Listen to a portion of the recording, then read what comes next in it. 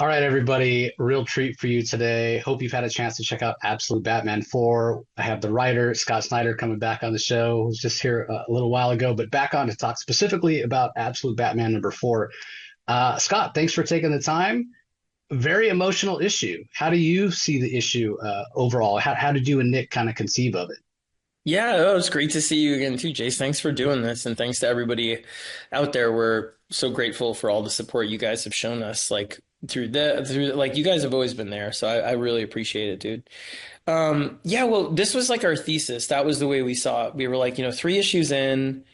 Nick has a lot to draw in 5 and 6, the conclusion of the zoo arc, and you should see the pages he just sent in from the next 2 issues are out of control. It's like the biggest action, just out of your mind fight sequences, like just it's so fun that it was like, okay, this is where we'll give him a breather, and also it's time for us to explain why this Batman is our Batman, why this Batman is different than the main universe Batman, how he built him.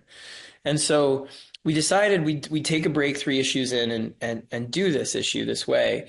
And the other reason was because, for me, I've said before, but like Alfred is more the character I relate to in this series. I'm writing from his point of view, looking at a young Batman who's inspiring to me. When I started writing Batman, I was 15 years younger. I had one kid who was like 2, and now that kid is going to college, and I got 2 more sons, and I'm much more concerned about, like, instead of my fears about myself or myself in the world or my place in it, the way the original Batman series sort of was focused. With this one, it's much more about the ways in which I see my kids facing the world. And the world is darker and tougher in all kinds of manners. They're up against bigger challenges, I think, and they seem really idealistic and they seem really unwilling to accept things the way they are. And that was the impetus for this Batman.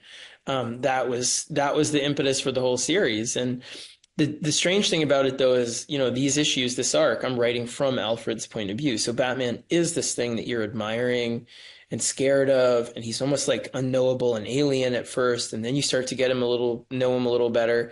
But because you're outside looking in, which is not a traditional way of writing Batman, as opposed to the way I wrote him all those years, which was through, in his head, narrating from him or narrating from Alfred about him when Alfred is close to him, it felt like we needed an issue that would really get you inside of his psychology and allow a few issues in for you to get a window into why he does what he does and how he came to believe it's the right thing to do.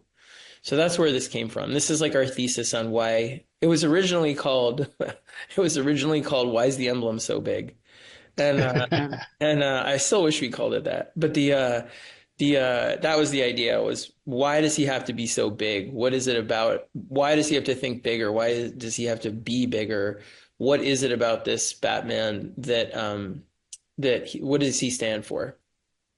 Yeah, and we'll talk a little bit about some of the story beats because you guys did a fantastic job, and Gabriel did a fantastic job with the art. But to get all this so much emotion in one issue. But before we do that, I want to touch on something. It was something I wanted to talk to you about, and you kind of mentioned it here about seeing this as the fears of your son. I don't know if credit's the right word for Batman as this character that's been around for decades, but he's so many times reflected where we are in the world, society, whether it be, a darker time with the pulps when he started out in 1930s or the swinging 60s with the Adam West Batman and what have you. You've, been a seminal creator on the character. And so many times he does reflect where we are. And maybe we're at a point now where we just don't accept authority, or government or who's ever telling us, so that we need to question. Do you think that's true? Does that like ring true for you? I do think that rings true, and I think part of it is the power of these heroes. Like the thing I realized, right, writing Batman all those years, and then working at DC, writing larger scale stuff like Metal, and which forces you to look at every superhero and what their role in the DCU is that I came to really believe that the characters exist to make us brave in the face of things we're afraid of, and they do it differently. Superman inspires us to be hopeful about each other. He sees the best in us.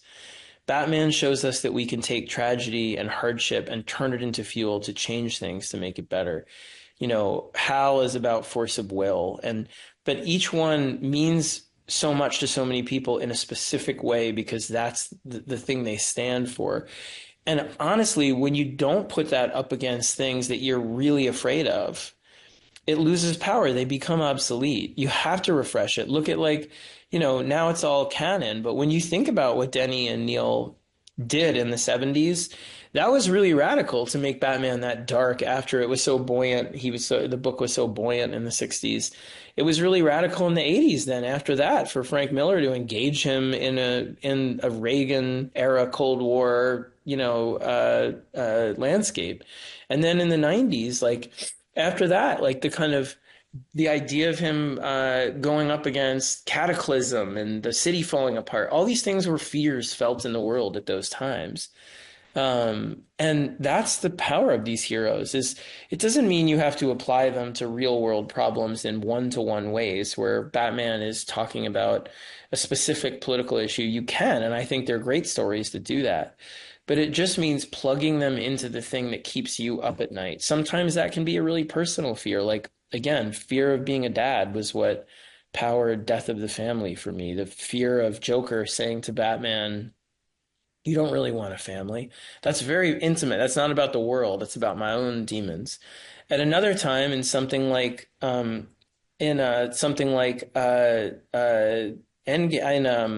Zero Year, that was about writing an origin where Batman would go up against the things that I was afraid of in the world at that time, coded into really lunatic versions of themselves in comics. So Riddler is terrorism. He takes over the city and says, "You're all I'm holding you hostage." You were afraid of like post-apocalyptic claps, the way you saw in I Am Legend and all those. So the aesthetic of the city is that. I was afraid of like superstorms and my kids and overseas wars and all of that stuff being sent over. We were still really engaged in Afghanistan and Iraq, and those things have visual mirrors in that book, even if it's not direct, even if it's not the exact parallel. It's evoking those things when you see scenes and that you haven't seen in Batman before in sort of desert warfare and that. So what I'm trying to say is the heroes are renewed and they're vibrant when you're vulnerable and you put them up against the things that you're afraid of.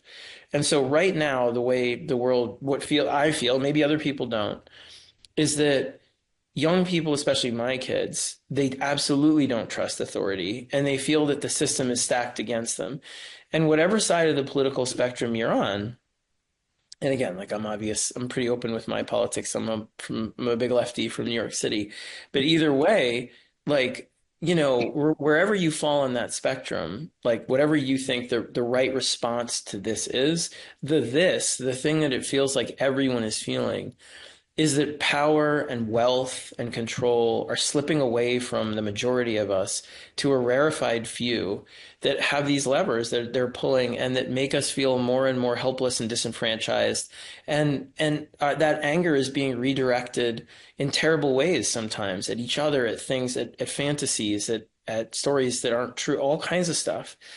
And that is why this Batman, to me, needs to sort of be from the everyman. He needs to kind of come up as somebody who has everything stacked against him. He doesn't have billions of dollars. He can't just walk into any room.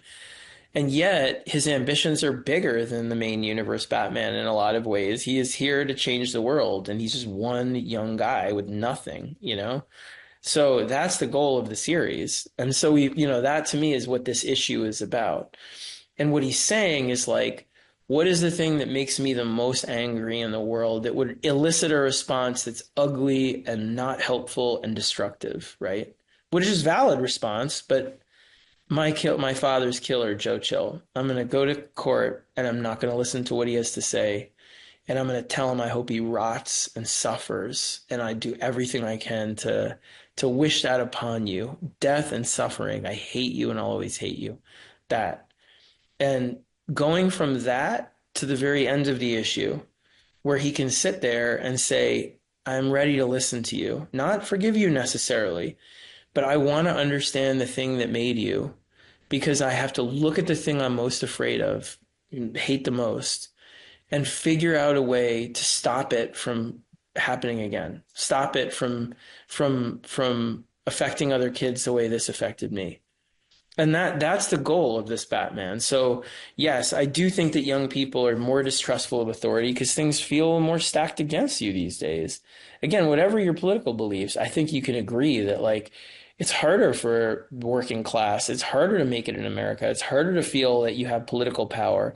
It's harder to find collectivism. It's harder to avoid misinformation. It's harder to feel like you're not being manipulated by a million seismic forces at once. Corporations, special interests, all kinds of stuff. And, at the end of the day, you're founded on a principle where it's about all of us believing in this fundamental ideal that it's our country.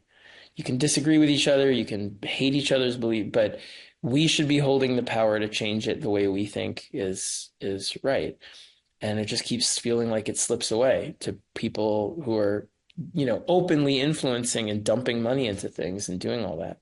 So that's why this Batman to me, people can go out and say, "Oh, is that political? Is that woke? Is that this?" Like to me, it's like it's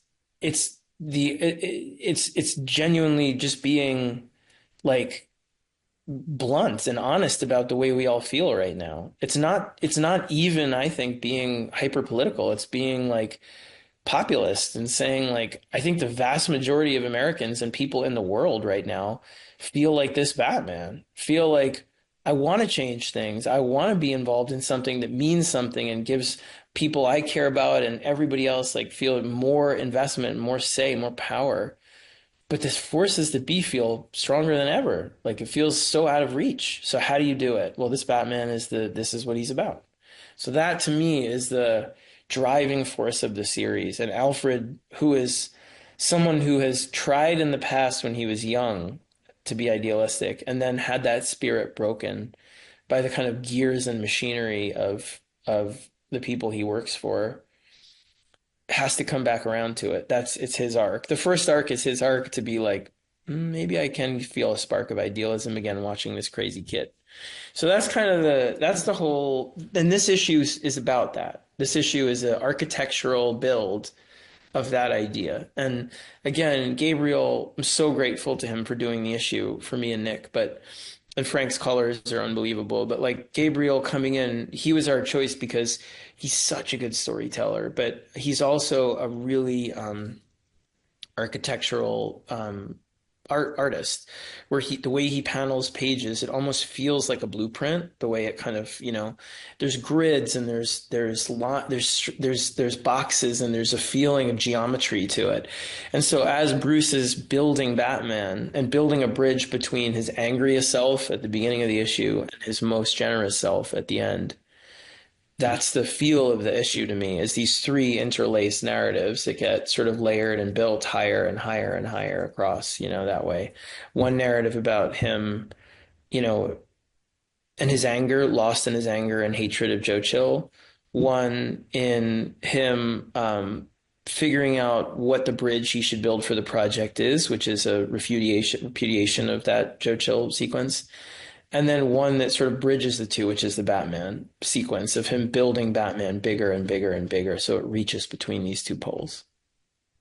Yeah, what's so great about the parallel, because it's anger, it's righteous anger, but it's not necessarily constructive. And he gets to a point where he realizes that, but the parallel, the way he gets there is through a conversation with his father. And that's the same thing with the iterations of the bridges.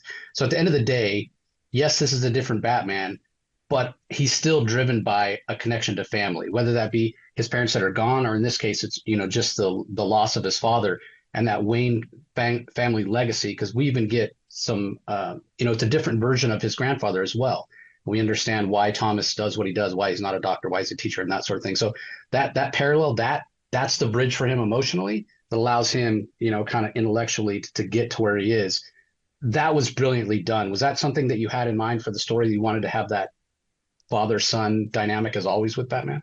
Oh yeah. I mean, for me, his mother is a presence in his life in real time in the book, and she's a constant inspiration. But his father is this thing to him that his father's sacrifice, that he died to protect these kids. Like that's core sort of spark of Batman for him. And it's at first something that he's so angry about and hates and all of it, like why, and he directs it at Joe, all of it, like Joe Chill, I hate you, everything. But that moment of his father putting himself in the line of fire so that, other people can not only be safe and protected, but sort of make the world better based on this heroism. It's setting an example, and it's being a teacher and saying like, there's things more important than me, and that I'm willing to lay down my life for those ideals, those principles, and for that, like that is the core thing of Batman. Batman is that, and that's what I think gives him a slightly similar but different spin on what it means to be Batman, in that way. Because he sees in the alley, he sees his father protect his mother, and Joe Chill, shoots them both. But what I wanted to do here was have his father almost go a little further, because it's also only him, but to do something that is sort of the primal act of Batman. He goes further than he's not just attacked and shot. He deliberately puts himself in the way of this attack so that these kids can live. And to me, that's that. Yeah, it is that. It's that connection to his father and to that legacy. That of good people in his family that way. Yeah, fantastic. Well, thanks for such a great emotional issue. Scott, I feel more connected to Batman ever, and I can't wait to see what you and Nick and other guest artists have to come. So thanks for taking the time to talk to me today. Oh, it's always a pleasure, Jace. I so appreciate your guys' commitment to comics and your enthusiasm for all of it. It means a lot. So you're the best. Appreciate it. Thanks.